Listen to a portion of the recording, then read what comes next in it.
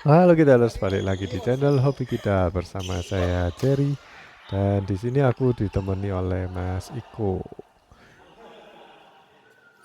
Oke di video ini sebenarnya kita itu nggak tanding, cuman kebetulan aja aku bersama Mas Iko nih eh, dulu atau bergerejanya itu di GKI itu Mapel, sedangkan yang di sebelah sana ada GKI dari GKI Bromo.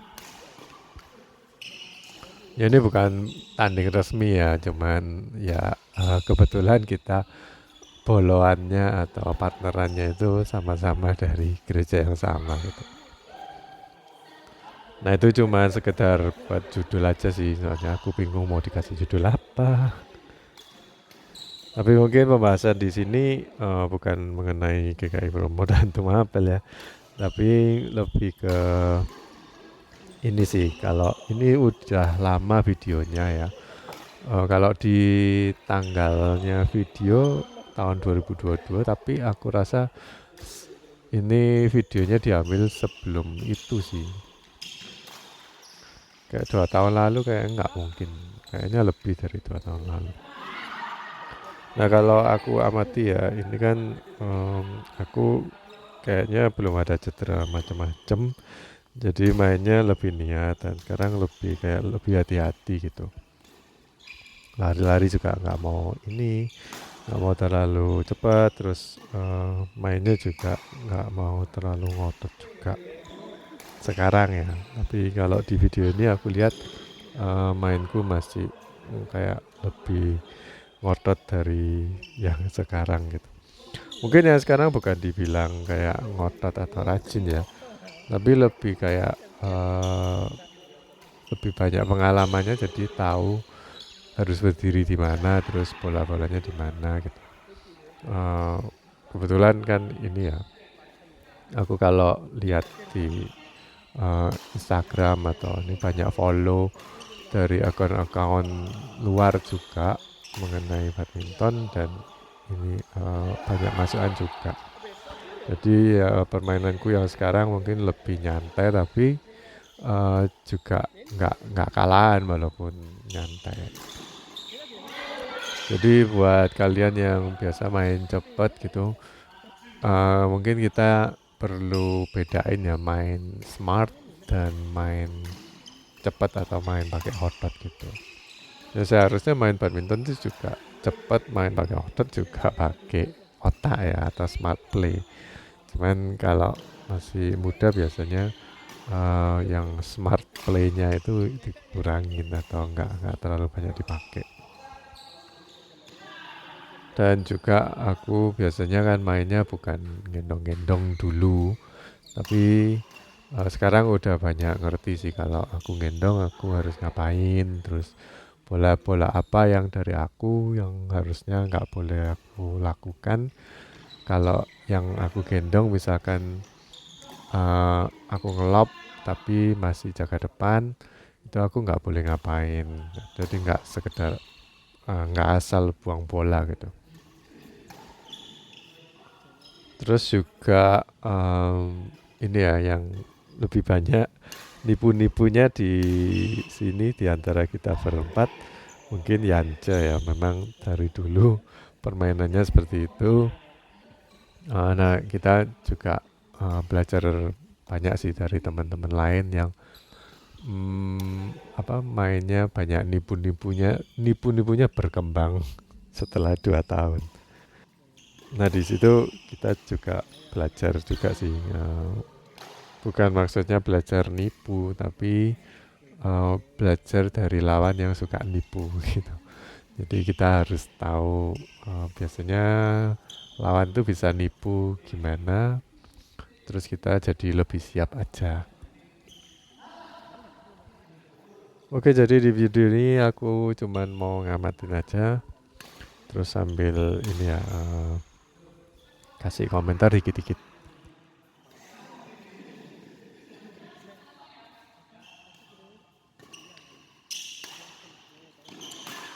Ini di event aku masih pakai forehand ya. Yang baru kan di ini sih aku waktu les dibilangin suruh pakai backhand walaupun kadang-kadang masih pakai forehand juga.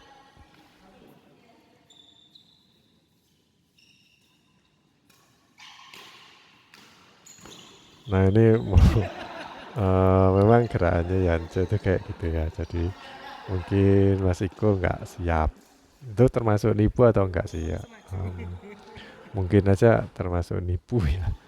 Makanya nggak siap dan harusnya setiap pemain tuh yang bener nggak boleh gerak dulu sebelum bolanya itu dipukul sama lawan. Memang kita ngelihat tangan ya, tapi jangan lihat tangan harusnya, tapi lihat shuttlecock. Shuttlecocknya itu ke arah mana. Ya memang sulit sih kalau kita bukan trainingan atau bukan profesional pasti nggak ini ya, pasti nggak aware gitu. Terus meskipun kita udah lihat shuttlecocknya baru dipukul baru gerak, itu juga belum tentu kita bisa nutut. Jadi mending nebak sih. Tapi kalau kalian atlet ya bisa kemana-mana, yang nggak boleh nebak malah. Tapi kalau kita nggak atlet, ketika kemana-mana susah ya kita harus nebak sih. Kemarin tuh aku lihat Tito juga banyak ini ya, minggu lalu sih atau bulan lalu aku lihat Tito banyak kecolongan sih, terus banyak ini terlambat untuk ngambil bolanya udah turun dia baru lari ke arah sana. Terus aku bilangin juga sebaiknya kamu nebak aja kira-kira sama lawan tuh ditaruh di mana.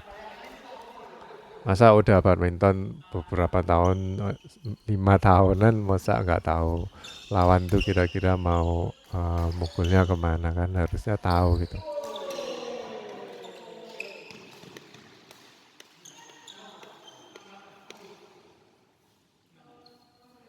Nah seperti ini kan gerakannya Yance itu kayak mau ngenet lurus kan, tapi terus dibuang ke sisi satunya. Nah itu sebenarnya problemnya bukan di pinternya Yance nipu ya, tapi karena servisnya agak nanggung. Jadi ini kalau bolanya itu udah deket sama lawan atau lawan tuh nggak bergerak apapun ya, soalnya bolanya datang sendiri.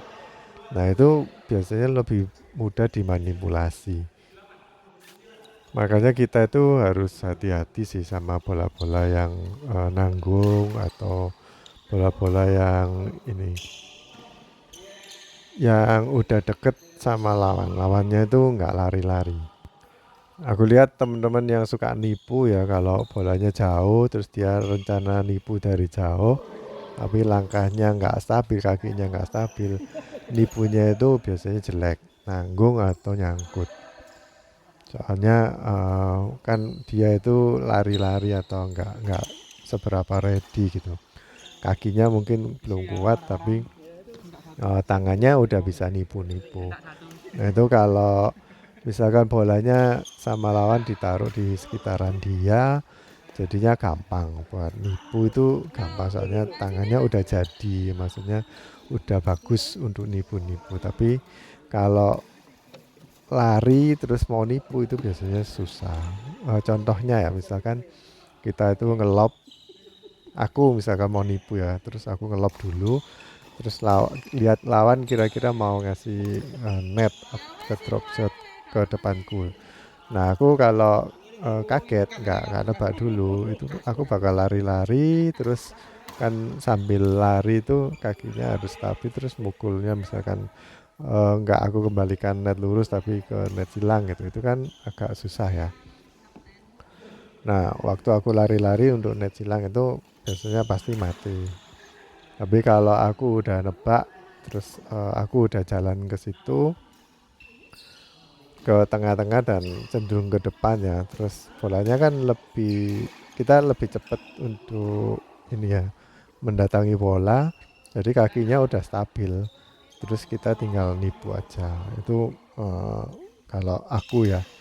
Nah itu bisa kita manfaatin juga ilmunya ya, ilmunya buat kalau kita itu ditipu sama lawan. Jadi clue-nya adalah jika bolanya itu nanggung. Nah aku lihat Mas Iko juga banyak ini ya mati sendiri walaupun bolanya nanggung. Itu karena dia itu nggak antisipasi. Kemarin aku lihat di salah satu reels itu ada cut dari permainannya Lindan waktu lawan Lee Chong Wei kalau nggak salah. Itu waktu dia ngasih bola yang kayak di blok itu, kakinya itu sama yang bikin konten di crop, terus kakinya itu terlihat jelas kalau Lindan tuh kakinya langsung berubah untuk posisi mau nyemes. Jadi kita harus lihat tanda-tanda ya. Tanda-tanda ketika kita itu blessing ngatur pola ya. Terus kira-kira kalau kita kasih misalkan ke backhand yang paling gampang ya. Kalau ke backhandnya lawan itu kita udah tungguin aja. Kira-kira mau kalau nggak di drop shot silang atau di blessing silang lurus pasti di lob dan biasanya nanggung. Atlet aja kalau udah ngasih ke backhandnya lawan dan ternyata lawannya jauh ya untuk ngambil backhand, udah dipastikan bolanya bakal nanggung. Tapi senanggung-nanggungnya atlet kan bisa sampai tinggi ya. Tapi lawannya itu udah kayak kakinya itu siap-siap untuk putar balik gitu. Jadi kalau misalkan aku kidal, kalau mau siap-siap nyemes itu kaki kiriku dibawa ke belakang, jadi langsung diputar gitu. Nanti kalau ternyata memang beneran sama lawan tuh di lob, kita tinggal nyemes, jadi udah siap-siap gitu. Kalau ternyata nggak dikasih lob atau dikasih net atau di blessing gitu, nah itu kakinya juga udah siap kan. Kalau di belakang kaki kaki raketnya di belakang itu kalau dikasih ke net juga kita bisa langsung maju gitu. Kalau kebalik misalkan kaki raketku di depan, kalau dikasih bola nanggung bola lob, aku mau nyemes juga leren mindah kaki raket ke belakang terus baru nyemes kan. Kalau ditaruh ke depan juga kita itu bingung untuk ngambilnya karena harus gerakin kaki yang non raket dulu terus baru kaki raket, jadi 2 step. Tapi kalau kaki raketnya udah di belakang dikasih net, kita kan tinggal 1 step aja ngelangkah gitu. Terus yang satu lagi mungkin masukan juga buat pemula atau mungkin masih pro juga, itu harus selalu ready habis mukul raketnya diangkat. Mungkin di sini aku nggak melakukan hal itu ya karena aku memang dulu kan belum belajar ya. Tapi yang akhir-akhir ini sama coachku dibilang kalau main itu harusnya habis mukul langsung raketnya itu diangkat. Kalau pun nggak diangkat itu harus ready lagi.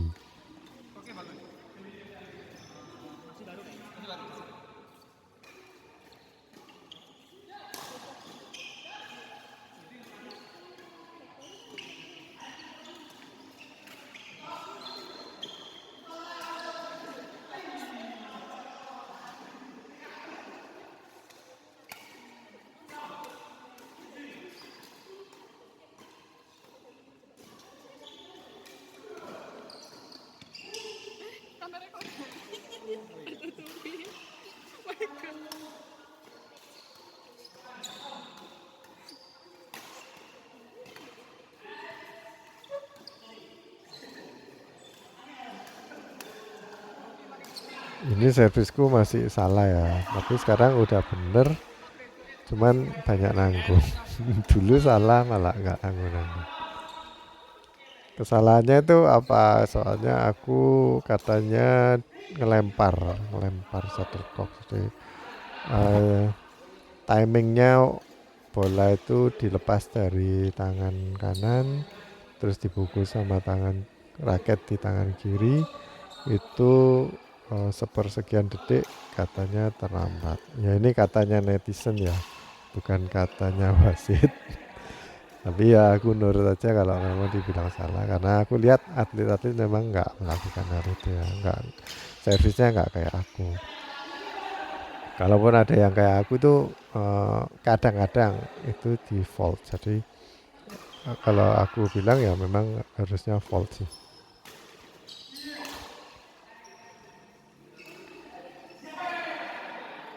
Nah itu mungkin ide yang bagus ya dari Mas Iko, tak nggak disangka-sangka mau di net silang, tapi ya skillnya mungkin kurang latihan ya jadinya malah out.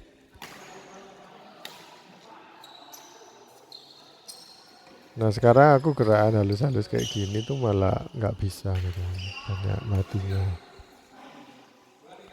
Jadi ya memang kalau kita itu banyak latihan, mungkin di kayak ngedrive itu kan kemarin aku latihan banyak ngedrive, terus latihan ngemes lebih keras. Tapi karena itu ya latihan seperti itu, jadi yang motorik halusnya nggak dilatih lagi, jadinya eh, harus ada kompensasi juga sih. Eh, yang lebih positif lebih punya keunggulan di daerah yang tadinya nggak bisa kita latih terus sampai jadi unggul, terus yang tadinya unggul jadi menurun karena kita nggak latih lagi. Kalau kita ikut klub kan itu harusnya sama coachnya pasti dilatih. Ini ya muter gitu, muter itu maksudnya habis latihan smash terus nanti dilatih drive, terus dilatih backhand, terus dilatih ngenet net silang, terus muter lagi, kasih latihan smash lagi, drive lagi, jadi semuanya rata, tetap tetap bagus semua gitu. Tapi karena kita nggak latihan, jadi cuman ini ya, cuman main-main tok setiap minggu, ya hasilnya kita biasa pakai yang mana, biasa pakai yang motorik halus, ya kita bagusnya di halus. Tapi kalau biasa kita main gendong-gendong kan biasa perlu pukulannya keras-keras ya, jadi kita jadi unggul di pukulan keras. Dan juga kalau mungkin di video ini raketku mungkin belum lengah, jadi aku masih tarik 27, makanya pukulan kayak backhand terus kayak bola-bola yang straight gitu bisa lebih tajam dan lebih keras. Yang sekarang aku raketnya karena rengat semua, jadi aku kasih cuman tarian 24 semua. Jadi ya um, harus ada yang dikorbankan, yaitu uh, berkurang presisinya dan berkurang ininya, kehalusan kehalusan pukulan, dan nggak bisa keras lagi. Oke guys, jadi gitu aja sih video kali ini ya. Semoga bermanfaat. Jangan lupa like, subscribe, dan komen. Oke, sampai jumpa di video berikutnya. Bye bye.